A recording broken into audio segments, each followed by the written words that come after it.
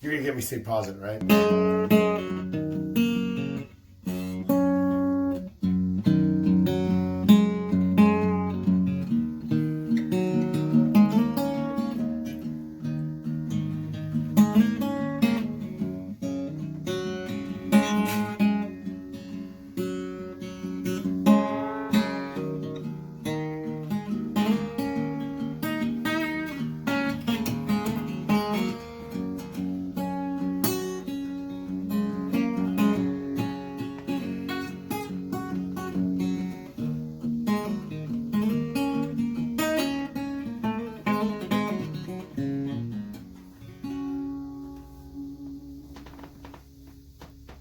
And we're back.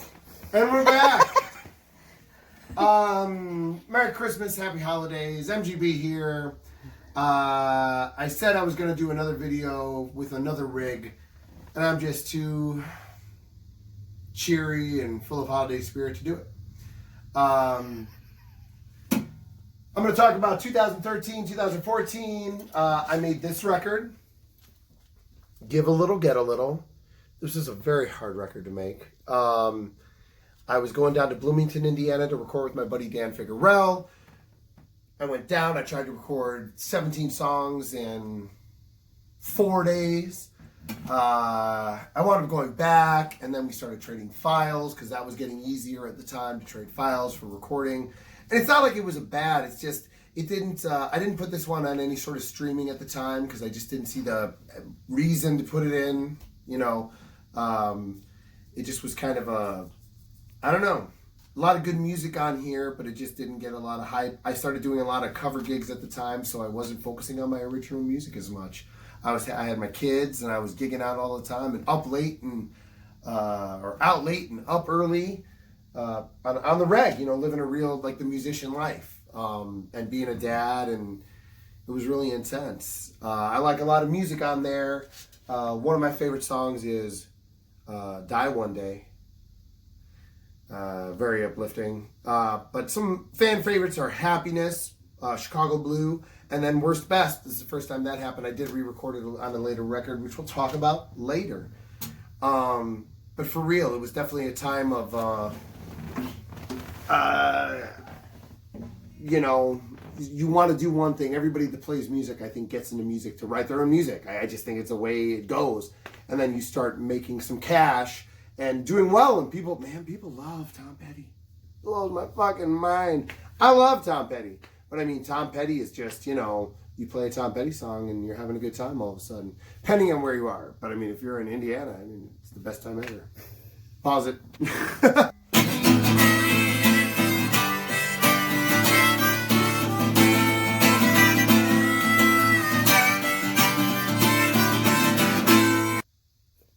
How's my hair?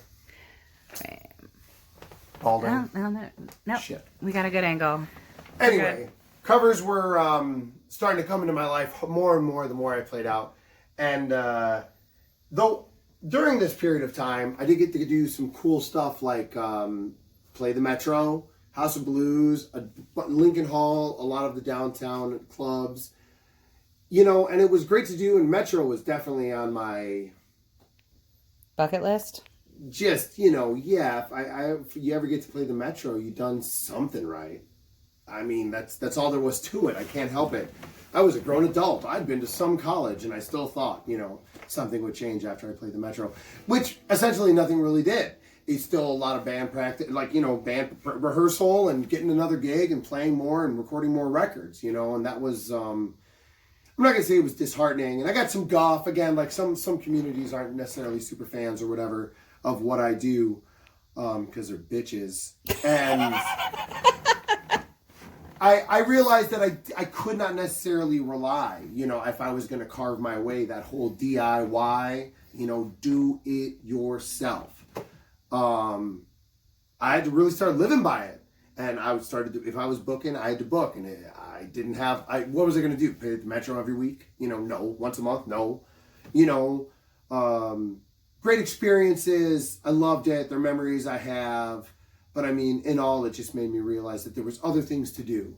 And I was about entertaining the masses, not a certain pocket of people or a certain demographic of people. I wanted to entertain absolutely anybody I could get in front of, and just how much more work I had to do and how much more things I was looking forward to. And the one-man band was getting tighter and tighter and tighter, and I could play for 2 and 3 and 4 hours, and again, making some cash and paying some bills just felt good for the time. There was definitely a trade-off to being a cover band and being an original band, but even that was a nice lesson to learn, that it's really not that far apart, and you get sick of playing your own music just as much as you play somebody else's music. And I've been playing my own music forever. So playing Tom Petty was fun, and Johnny Cash, and eventually playing Dr. Dre and Madonna and Whitney Houston and stuff I never thought I'd cover. It was cool to get a vibe on that. So it was a growing year. It was definitely a year where I was like, well, you can set your bar as high as you want. There's always another level to try and get to. And even now, it being coming into 2020, all you're trying to do is hang on to that mentality after you get to a certain point. Just keep it going, keep moving forward. Keep rocking and rolling. What else were we going to talk about? Happiness. Oh my God! I'm supposed to sing a song. It was the perfect transition. This one goes out to my good buddy Bradley. I love you, buddy. I hope you see this. Can I remember all the words? Bradley knows what's up.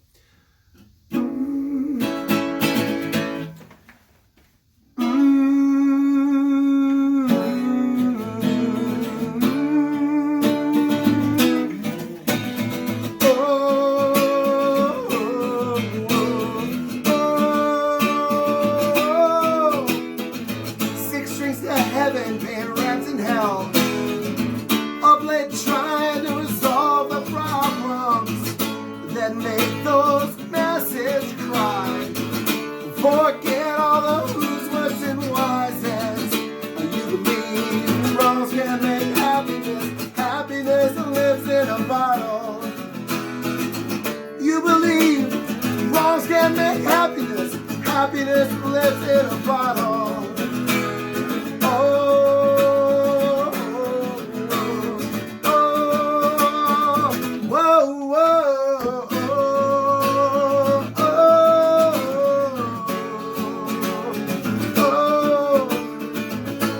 Bottle burns my throat and it breaks my fingertips.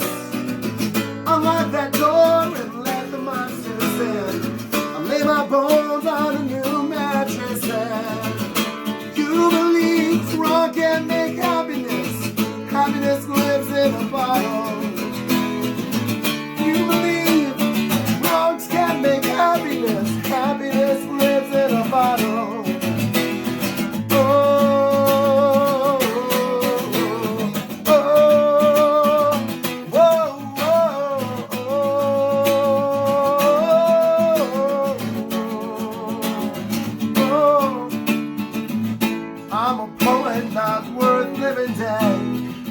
Don't understand, don't want to forget what you think of it all. What's in the name anyway? I'm not mean, I'm not trying to be, but when you take away my bottle, I'm not mean, I'm not trying to be, but when you take away my bottle,